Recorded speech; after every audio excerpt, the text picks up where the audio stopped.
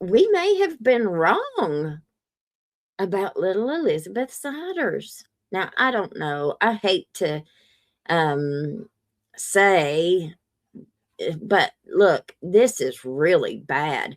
For weeks, a whole lot of people looked at this case, and let's see, let's show who we're talking about here. Elizabeth Siders. Okay, everybody knows who we're talking about.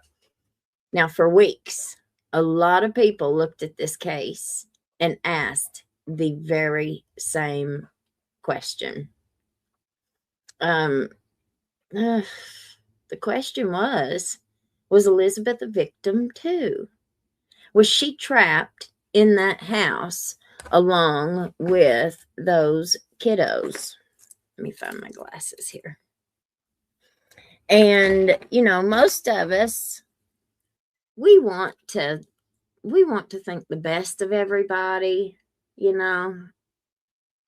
It's hard for us to see a young girl. It's hard for us to see bad.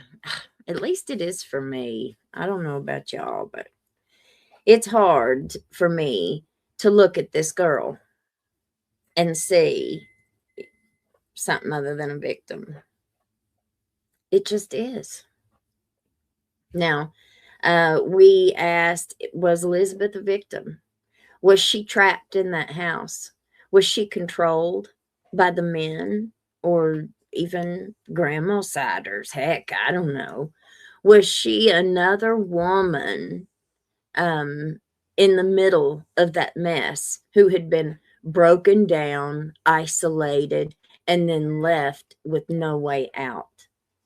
That was a fair question based on what we knew at the time.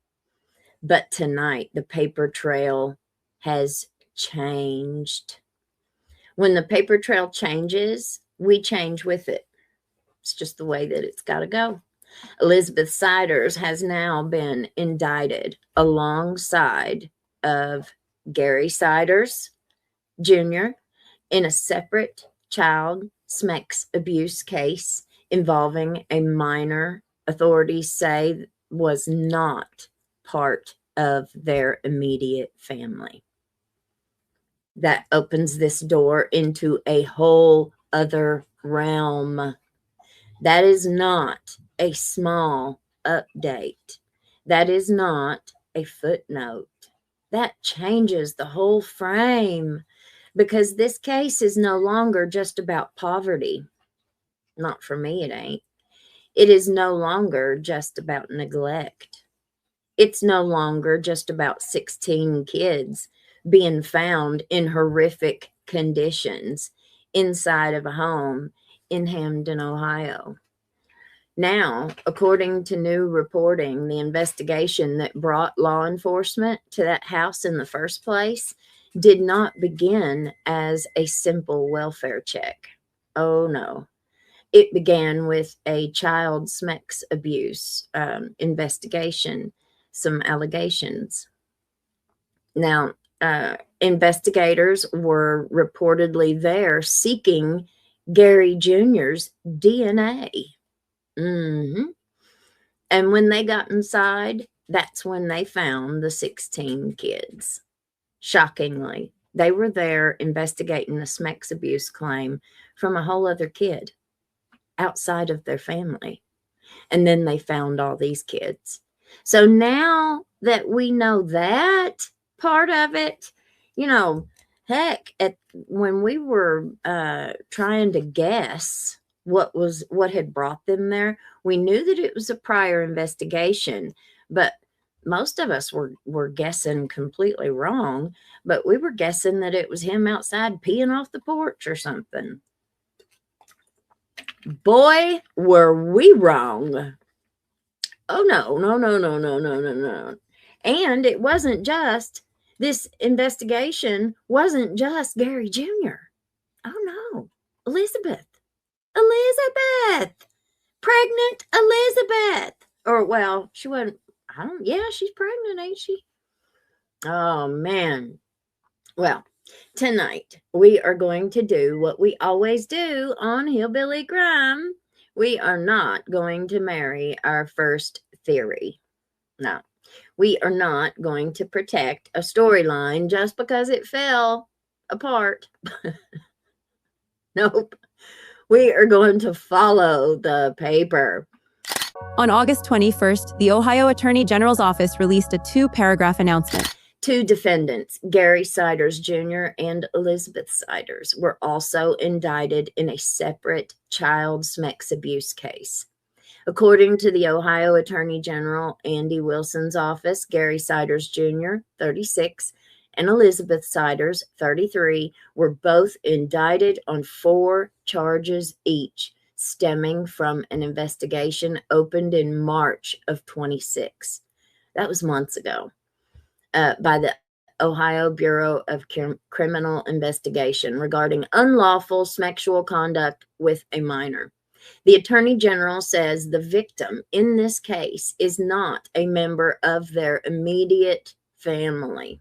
Now, and I'm learning to pay attention to the wording. They said immediate. So that means it could be a member of the distant family, just not the immediate family. Wilson says the indictments allege that Gary Jr. and Elizabeth Siders engaged in sexual conduct with a minor more than 10 years younger than their own age, between January of 22 and September of 22. That was 4 years ago. So this is going back. And you got to remember how many times she's been pregnant. That means there's some major sexual perversion going on here. That, I know I'm kind of embarrassed and ashamed of myself for not seeing it sooner and wanting to give so much of a benefit of the doubt. And see, that's where I had said before, I feel like sometimes we push our own trauma and our own stuff onto different situations. Man, this is just really.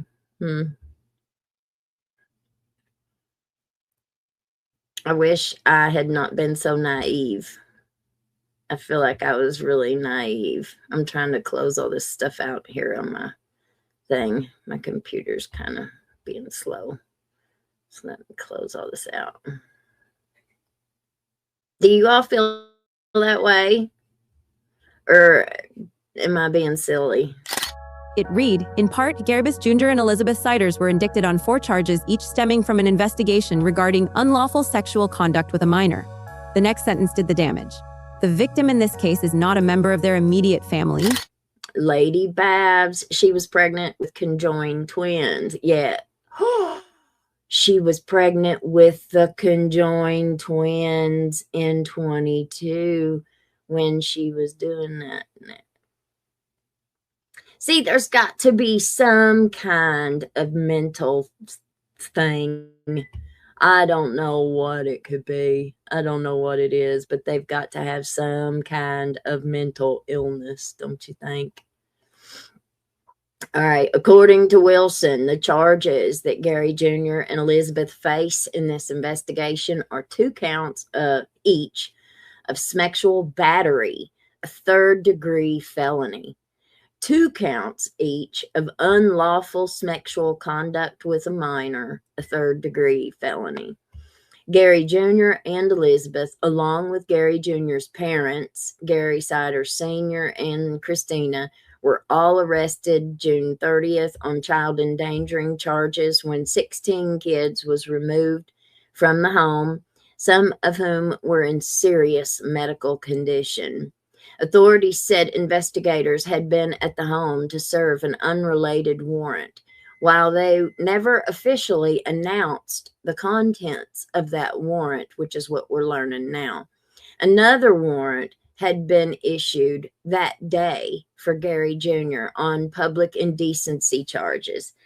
However, Vinton County Sheriff Ryan Kane clarified in a video statement that the warrant that they were serving was related to these charges. There have been a lot of speculation and questions regarding the June 30th presence on Omer Street in Hamden. These indictments provide some insight into the ongoing investigation. Do they ever? However, to preserve the integrity of the ongoing investigation and to protect the victims, I conclude my statement here, he said. Vinton County Prosecutor William Archer further clarified that the search warrant was issued for the purpose of securing Gary Jr.'s DNA for the child sex abuse case, just as when the child endangering charges were first announced.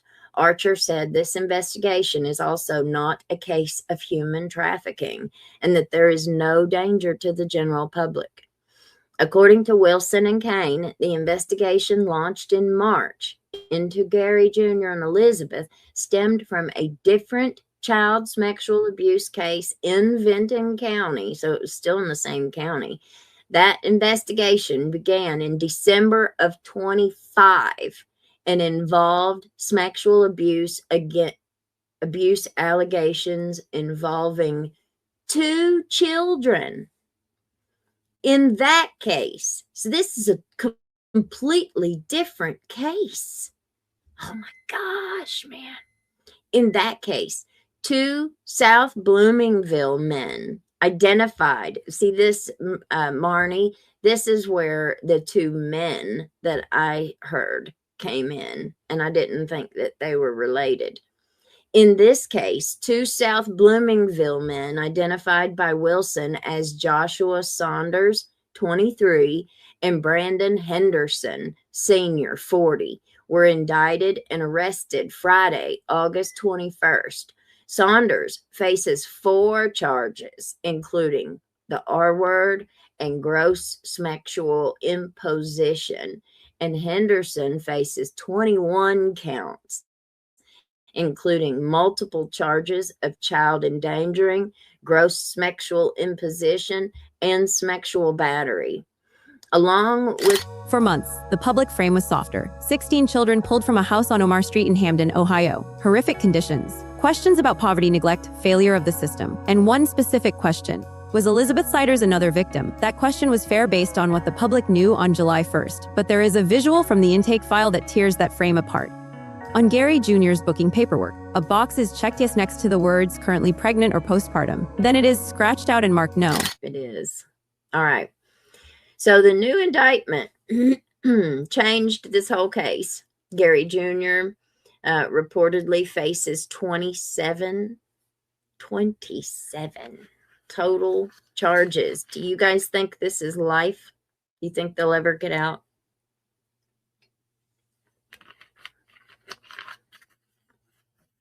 Elizabeth Siders reportedly faces 23 total charges. Gary Sr. reportedly faces 16 endangerment charges. Christina, grandma, reportedly faces 19 charges. And, you know, them 2 wouldn't be facing any charges if they didn't let Junior and his wife move in. You know what? I'm hoping, well, I better not say that because I don't know how involved Grandma and Grandpa have been. I don't know what all Grandma and Grandpa knew. They had to have known something, and they could have at any time picked up the phone and called and said, hey, my son and his wife are right here in my house, and I need you to come get them.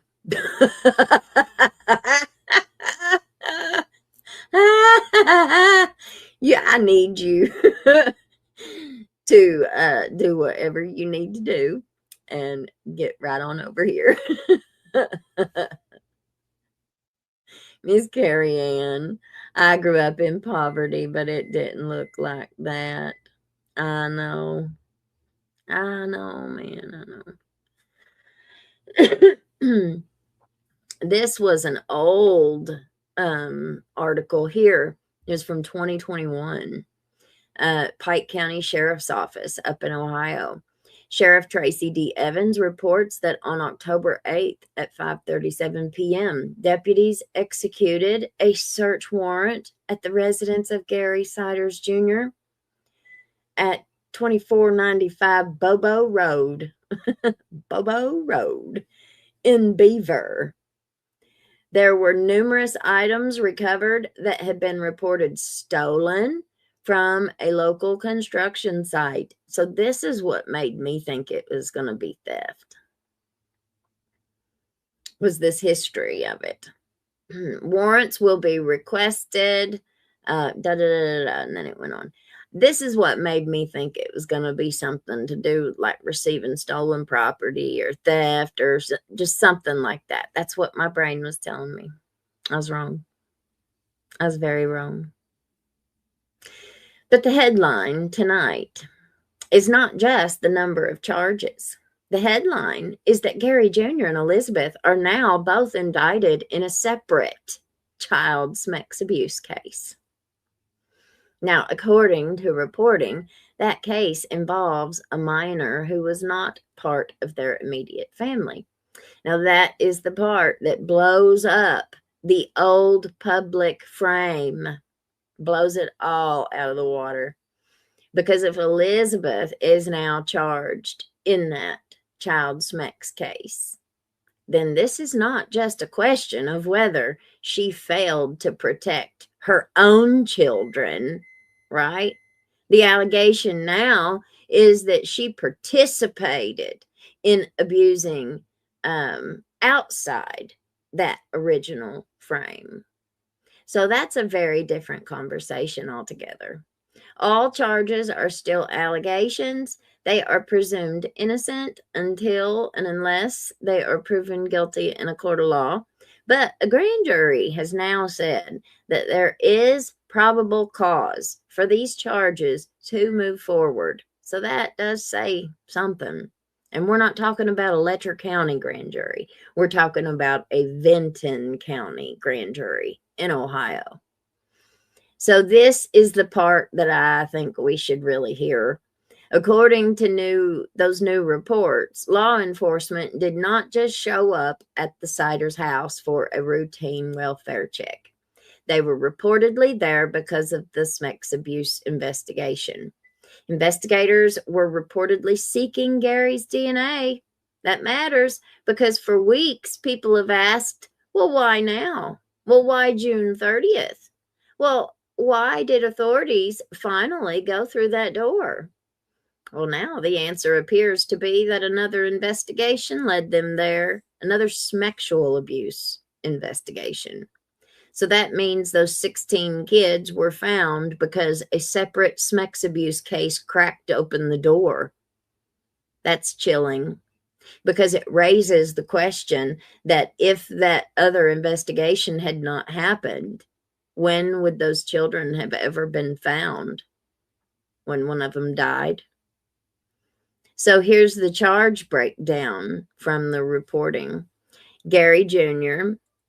faces 2 counts of sexual battery involving a non-family member, 2 counts of unlawful sexual conduct with a minor involving a non-family member, 4 counts of public indecency, 2 second-degree felony counts of endangering children, and then 10 third-degree felony counts of endangering and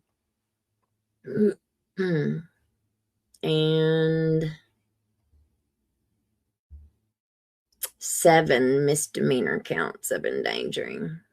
Now, Elizabeth, she reportedly faces 2 counts of sexual battery involving a non-family member, 2 counts of unlawful sexual conduct with a minor involving a non-family member. And this is her. She's charged with it, not just Gary. That changes a whole lot too. Miss Tricia said, did the children eat the drywall? You know, I asked that same question. I have seen in other stories where children were starved and they ate the drywall off of the walls. They would pick it out, and then eat it because it was, I guess it was the only thing that they could put in their mouth. It was the only thing that they could eat. So I asked the exact same question. Let's get back to her charges. She's got 2 second-degree felony endangering, 10 third-degree felony counts of endangering, 7 misdemeanor, and then Gary Sr.'s just got 10 third-degree, 6 misdemeanor, and then Christina's got 2 second-degree felony endangering and 10 third degree, and then the 7 misdemeanor. Don't. Hush. So that's the paper tonight. That is why we are not doing the same show we were doing yesterday. This is where we need to be grown-ups about it, you know. Man, I was wrong. I was wrong.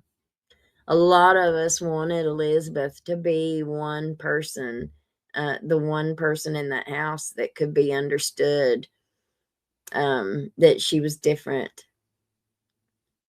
Maybe she was scared. Maybe she was controlled. Maybe she was broken. Maybe she was also abused. Maybe there is still some part of her story that explains pieces of her life, but these new charges mean that we cannot keep talking about her only as a possible victim. We have to talk about her as an indicted defendant in a child sex abuse case. That does not mean she's convicted.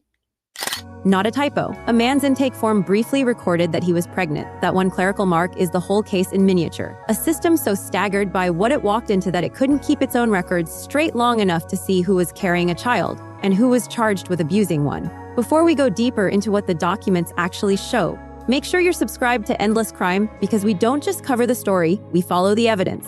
On June 30th, law enforcement did not show up for a welfare check. The Vinton County prosecutor later confirmed that the search warrant was issued for the purpose of securing Gary Jr.'s DNA. Read that again. They came for DNA and found 16 children. The Attorney General's office says the investigation into Gary Jr. and Elizabeth began in March of 2026. It was an open child sex abuse case. The allegation involved a minor more than 10 years younger than the 2 defendants. The alleged conduct stretched from January of 2022 to September of 2022, 4 years before the knock on the door.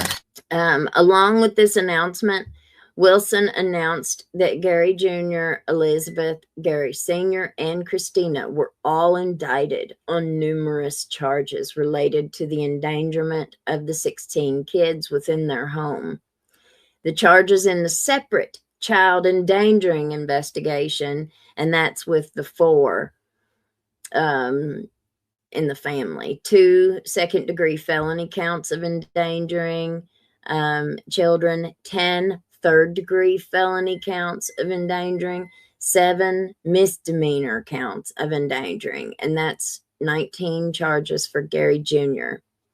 Elizabeth, I guess it's going to be the exact same 19 charges, and then Gary Sr. only has 16. So there's 10 third-degree felony endangering and 6 misdemeanor endangering. And then Christina has 19. So she's got 3 more than Grandpa. 2 second-degree felony, 10 third-degree, and 7 misdemeanor. So it looks like Grandpa's the only one that gets those 2 second-degree. The most, those are the harshest ones anyway. The indictments in this case include charges in the alternative, meaning that multiple counts or different theories of a crime have been charged for the same acts. Doing so allows for a more complete and appropriate presentation of evidence to the court and jury, Wilson explained. Okay, so what I think that is, have you all ever seen, or well, I know you have, but most of you, true crimers out there, if you notice like how a jury goes to deliberate, and a lot of times they'll have like, if somebody's charged, say with murder, and they'll have like manslaughter, and they'll probably have like 3 different kinds of murder, and then they'll throw a manslaughter or something on there. And they do that so the jury has a complete, thank you, Crystal. They do that so the jury has a complete, like a smorgasbord of of um, of things that they could convict them on, right? So, like, if they don't think that it's really like murder one, but they think, oh, well, we could probably get them. Thank you, Marnie. We could probably get them on murder two, or we could get them on manslaughter. But if they don't have all those on there for the jury to pick from, then they might get off, because if they've only got murder one on there and the jury don't think that it's murder one, but they don't have anything else for them to choose from, you know, then they would be found not guilty, I guess. I've seen that happen too. I know you guys have too. But all right, so let's see what Miss Marnie and Miss Crystal sent us. Thank you, girls. I appreciate that so much. We've got the best mods, man. All right, gross sexual imposition is a criminal charge, of course. It means having non-consensual sexual contact with another person by using force or threats or rugs, or when the victim is a young child or mentally or physically unable to consent. Oh my gosh. Oh, Marnie, I'm so sorry, honey. Don't you?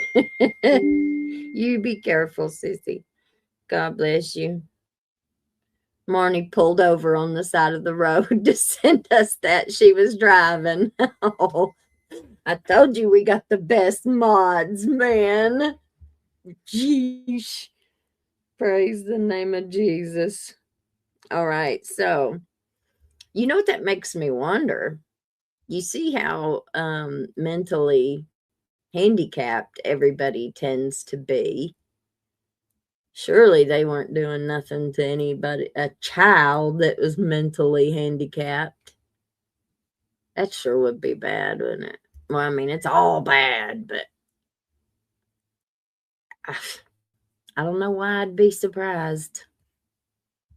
I don't know why I would be surprised, but I would. I can't help it. My brain just don't work that way. Does y'all's? I know it don't. No. Normal people's brains don't work like this. All right, so the legal definition and rules of this is the contact. It means touching an erogenous zone, like the thighs, the tail, the tatas, to get sexual pleasure. Well, I don't know about you, but I've known a whole lot of dirty old men that old Bill Meade. That old Bill Meade, I reckon that's all he ever did was grab women's tatas every chance he got. You know, old Ben Fields' Uncle Bill. No, there's no penetration required for this charge. The attacker forces the victim to submit using physical power or threats, impairment, Here is where the official narrative snaps. On the day of the raid, some public reporting suggested the visit was tied to a separate public indecency warrant. The sheriff's office later clarified in a video statement that the warrant being served was related to these charges. These charges meaning child sex abuse, not a porch incident, not a welfare check. The state came for a swab of his cheek. It left with 16 children. The new indictment is not written in bureaucracies. 2 counts each of sexual battery and unlawful sexual conduct with a minor. In plain English, the allegation is not that they failed to protect a child. The allegation is that both of them touched a child. The victim was outside the immediate family. That single word immediate is load-bearing. It means the grand jury found probable cause to move forward on conduct that cannot be framed as an isolated household tragedy. It crosses the line from private dysfunction into public criminal act. So one of those other guys charged it is Gary's Junior's sister's husband. Oh! So one of the men that was charged in that was Gary Junior's sister, her husband. So that's how they were related. Thank you, Marnie. Gotcha. Man, jeez. I mean, so the Siders bonds, let's see, all of the Siders were arraigned on July 1st. And pled not guilty to an original 16 counts each of the child endangering.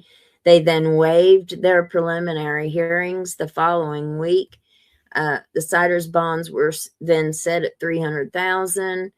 Gary Sr. was granted to get out. We know that. He was released from custody earlier this month. Motions requesting competency evaluations for all 4 Siders defendants have also been granted by a Vinton County judge. And then those evaluations will determine if they are able to stand trial. And it doesn't stop there. The same attorney general announcement indicted 2 other men in a separate child sex abuse case out of South Bloomingville. Joshua Saunders, 23, faces 4 charges including rape and gross sexual imposition. Brandon Henderson Sr., 40, faces 21 counts including child endangering and sexual battery. Gross sexual imposition, in plain English, means non-consensual sexual contact using force, threats, drugs, or involving a victim who cannot consent. That is not the same family. That is the same county. The state is now unrolling a pattern, not a single incident. Now that was already awful enough. Then came the public argument. Was this poverty? Was this neglect? Was this abuse? Was this a failure of services somehow? Was Elizabeth another victim in all of this abuse?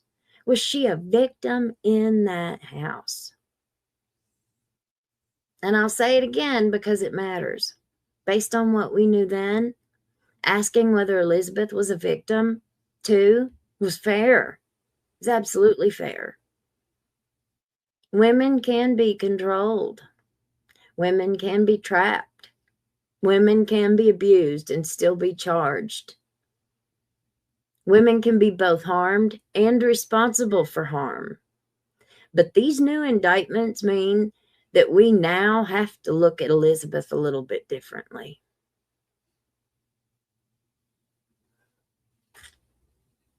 No, TT. So thank you. So happy to be part of the family. Yeah, support with Steffa. Hello, honey. We ain't seen you in a while. I was sympathizing with Mom as a victim. Not anymore. Philip, damn, she gets pregnant every time the wind blows. Elizabeth, I feel the same way.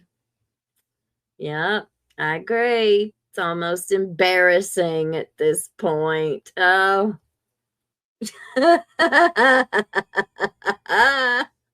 But, you know, hey. Trisha, I've been watching you from the start when you were on the other guy's show, but this is the first time I've made a comment. Hello, and I'm here. I'm from East Kentucky. So glad you're here. Thank you for commenting and letting us know. God bless you. Beetle bug. I now want DNA of the kids. Yeah.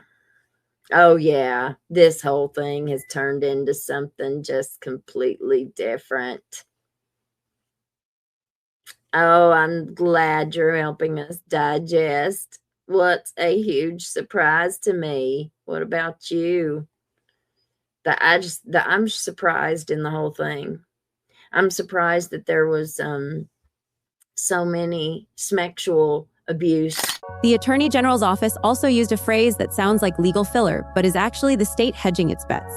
The indictments include charges in the alternative. In plain English, that means the grand jury charged multiple theories of the same act so a trial jury can choose the one that fits the evidence. It is not confusion. It is a legal safety net. The state is saying here are several different doors, and we can walk through any of them. All 4 defendants have requested competency evaluations. Those evaluations will determine if they are able to stand trial. That is routine, but it also means the case will slow down. The paper is now the only thing moving fast. The paper says this was a child sex abuse investigation before it was a child endangerment case. The paper says Elizabeth was not merely present.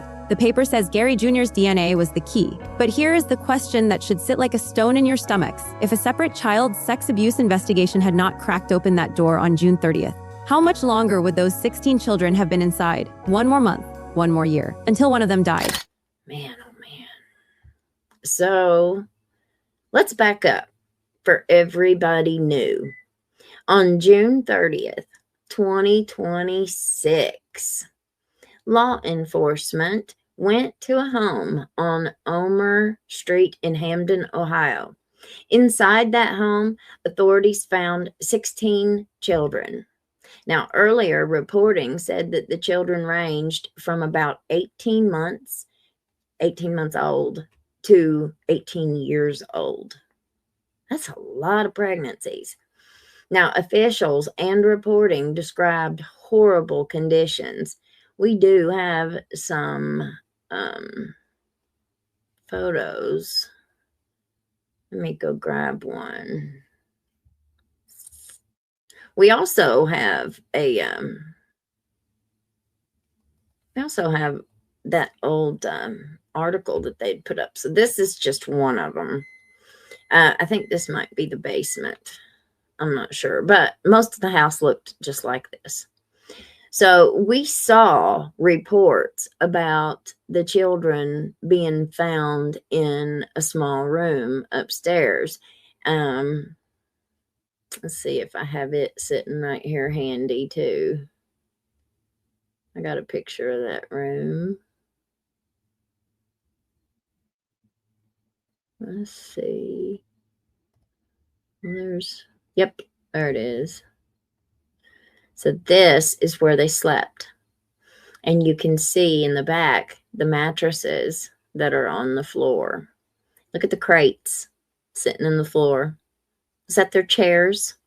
Is that where they made the kids hang out? I see this with completely different eyes today. I see this with completely different eyes. I saw this as a poverty situation before, I guess because I just wanted to see the good. I didn't want to see any kind of intent. I didn't want to see any kind of, what other word am I looking for that would be better than intent? I don't know, but I just didn't want to see it, whatever it was. And today I feel like I look at it with completely different eyes. I feel like this entire thing is because of their sexual behaviors and their sexual desires. So they were willing to run from the police. They were willing to run from CPS.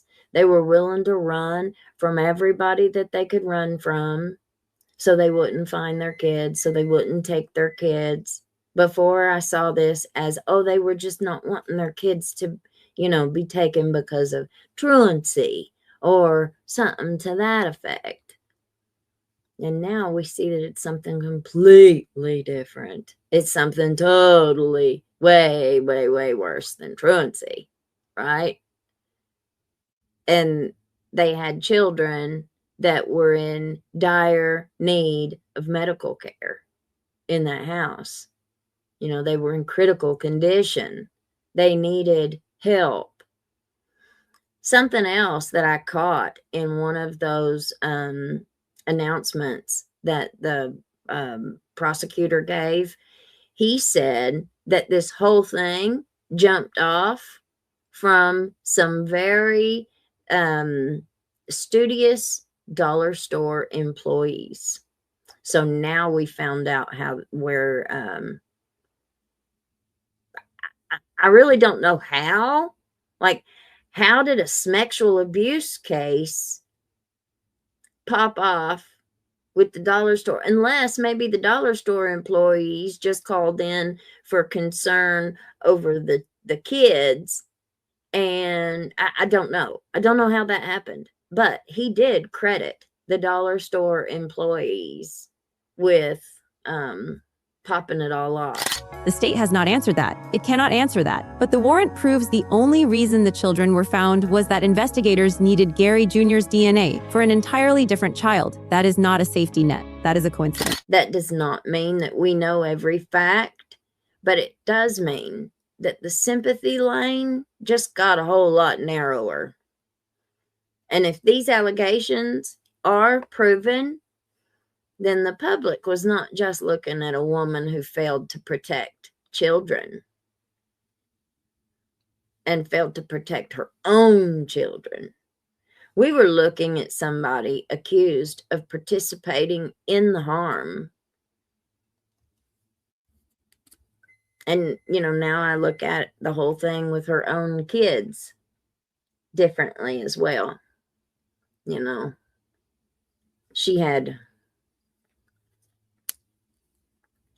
She has a duty as their mother. And so many people said this to me before, and they were right. She had a duty as their mother to protect them. She had a duty as their mother to not let them suffer. That's what we have to do is sacrifice anything for our kids. Whenever I bought this little house, it only has 4 rooms, 4-room little shack up in the holler. But it was all I had. It was all I could afford. It was all we were going to have. That means I didn't have no bedroom. That means I had to figure it out. But my kids needed bedrooms. So out of the 4 rooms, one kid's got 1 bedroom, one kid's got the other bedroom, and then this room triples as my bedroom. I got a couch right there that I sleep on. This is my workspace, my desk, my big fancy desk Jenny gave me. So it gives me a little space, a little corner workspace. And I guess it would triple as a living room, but we don't never have company, so I ain't got to worry about that. And then our kitchen. And then we got the bathroom that's in Alan's room. But, you've got to do what you got to do, right? For your kids. She didn't have to stay there. She didn't have to stay married to that man. She didn't have to keep having these kids. Let that land. The system did not find those children because a teacher called, not because a caseworker followed up, not because a neighbor knocked. The system found them because a child sex abuse case needed a cheek swab. They came for DNA and found 16 children. And now the question is what else they found. Here is what you need to do next. Go pull the Vinton County Grand Jury Indictment, State of Ohio versus Gary Siders Jr. and Elizabeth Siders. The case file is public record. Read the 4 counts in the child sex abuse case. Read the dates. Read the word non-family. Then read the child endangering counts. And answer one question in the comments. Which charge in that filing changes your understanding of what happened inside that house and why? If this kind of document first breakdown is what you want, hit like, share, subscribe, and turn on notifications for endless crime. We do not chase headlines. We read the filings. We'll see you in the next one.